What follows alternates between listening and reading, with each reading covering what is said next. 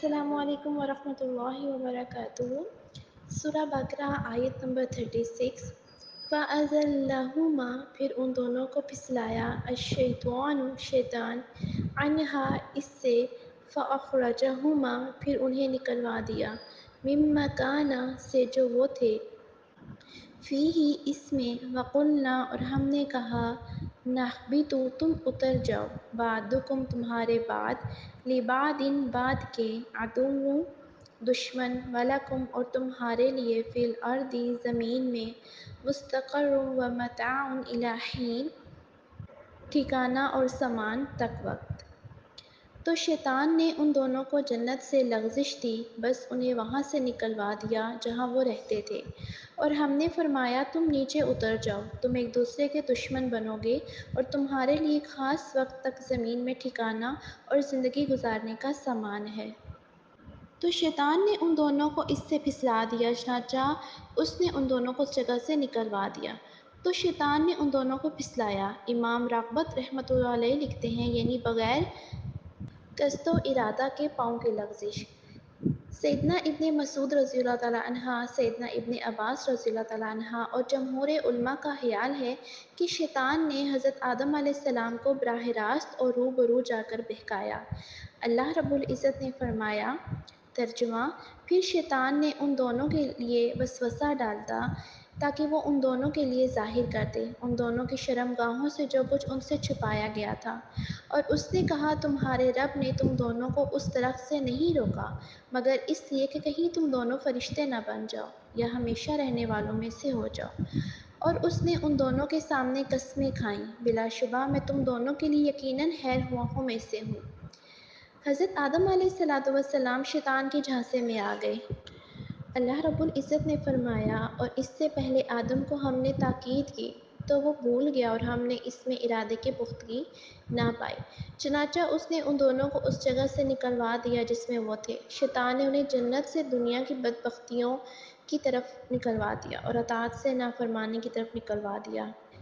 اب دیکھیں، شیطان نے حضرت آدم علیہ السلام کو اور سیدہ حوا علیہ السلام کو کس طرح بہکایا تھا۔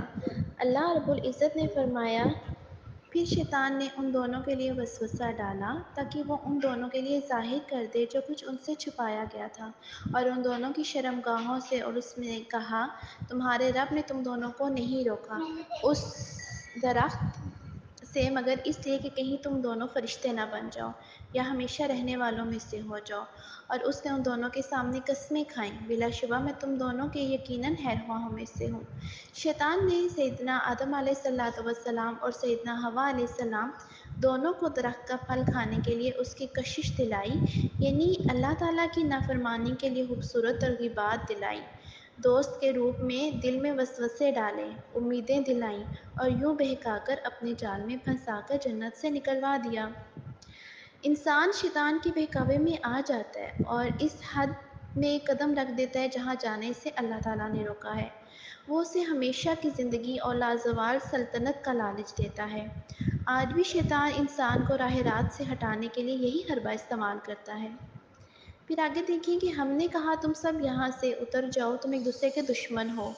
جب آدم علیہ السلام اور حوا علیہ السلام بھول گئے، انہوں نے ممنوعہ درخت کا پھل کھا لیا، تو اللہ تعالیٰ نے انہیں نعمتوں بھری جنت سے جانے کا حکم دے دیا اور انہیں دکھوں، تکلیفوں اور سخت مشقت کے لیے زمین پر اتار دیا۔ پھر تم ایک دوسرے کے دشمن ہو، یعنی کہ ابلیس اور اس کی اولاد آدم علیہ السلام اور اس کی اولاد کی دشمن ہے۔ دشمن اپنے دشمن کو نقصان پہنچانے کی کوشش کرتا ہے اور اس کو ہر بھلائی سے محروم کرنے کے لیے پیچھے پڑا رہتا ہے۔ اللہ تعالیٰ نے بنی آدم کو شیطان کی دشمنی سے ڈرایا ہے۔ آیت کا ترجمہ ہے، یقیناً شیطان تمہارا دشمن ہے تو تم دشمن بنا لو اسے، یقیناً وہ اپنے گروہ کو اس لیے بلاتا ہے تاکہ وہ بھڑکتی ہوئی آگ والوں میں سے ہو جائے۔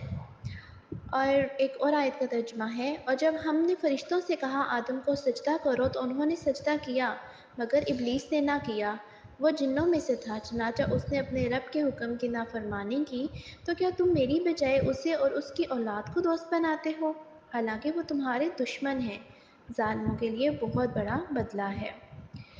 سیدنا ابو ہریرہ رضی اللہ تعالیٰ عنہ نے بیان کیا کہ رسول اللہ صلی اللہ علیہ وآلہ وسلم نے فرمایا، تم میں سے کسی کے پاس شیطان آتا ہے اور تمہارے دل میں پہلے تو یہ سوال پیدا کرتا ہے کہ فلاں چیز کس نے پیدا کی، فلاں چیز کس نے پیدا کی، اور آخر میں بات یہاں تک پہنچاتا ہے کہ خود تمہارے رب کو کس نے پیدا کیا۔ جب کسی کو ایسا وسوسہ آئے تو اسے چاہیے کہ اللہ تعالیٰ سے پناہ مانگے اور شیطانی خیال کو چھوڑ دے۔ سیدنا انس رضی اللہ تعالیٰ عنہ سے روایت ہے کہ نبی صلی اللہ علیہ وآلہ وسلم کے ساتھ آپ صلی اللہ علیہ وآلہ وسلم کے ازواج مطہرات میں سے ایک زوجہ رضی اللہ تعالیٰ عنہا تھی کہ آپ صلی اللہ علیہ وآلہ وسلم کے پاس سے ایک آدمی گزرا۔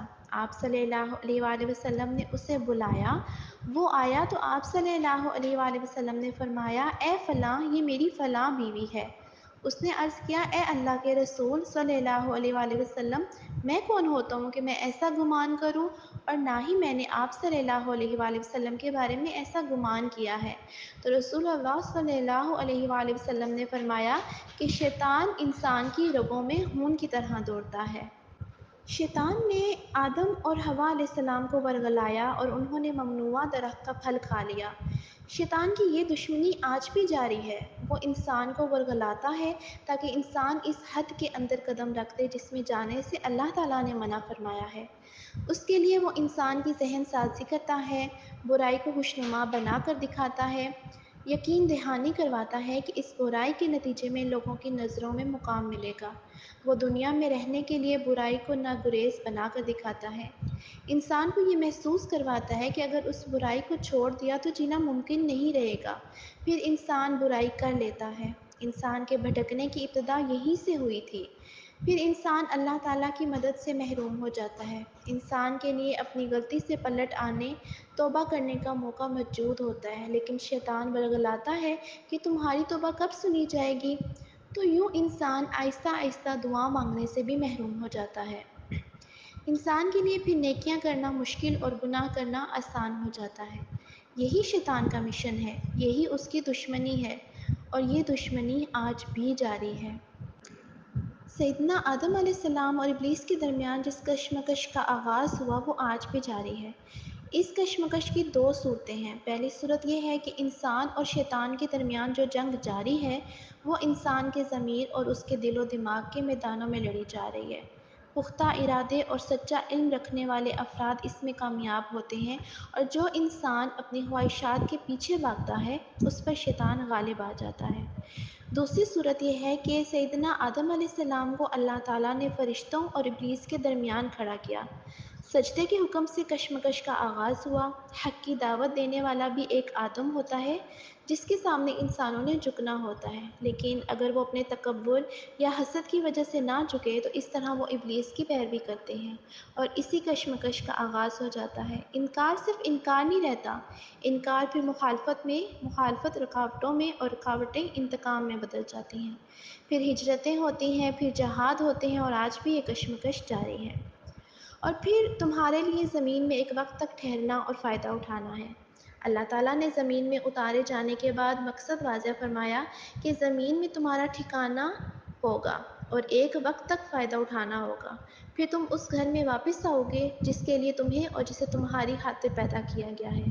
تو اس آیت سے ہمیں پتہ چلتا ہے کہ زندگی عارضی ہے، خاص مدت تک کے لیے ہے، ایک خاص وقت تک، اور یہ خاص وقت انسان کے لیے اس کی زندگی ہے، اور ساری کائنات کے لیے قیامت تک کا وقت ہے۔ اس سے پتہ چلتا ہے کہ یہ دنیا مستقل ٹھکانہ نہیں ہے۔ اس آیت کریمہ میں واضح ہے کہ اس زندگی کی مدت عارضی اور ایک خاص وقت کے لیے ہے۔ یہ دنیا حقیقی مسکن نہیں ہے، یہ تو ایک راہ گزر ہے جہاں سے اگلے جہان کے لیے زاد و راہ حاصل کیا جاتا ہے۔ دوران سفر اس راہ گزر میں مستقل ٹھکانہ تعمیر نہیں کیا جاتا۔ جزاک اللہ خیر۔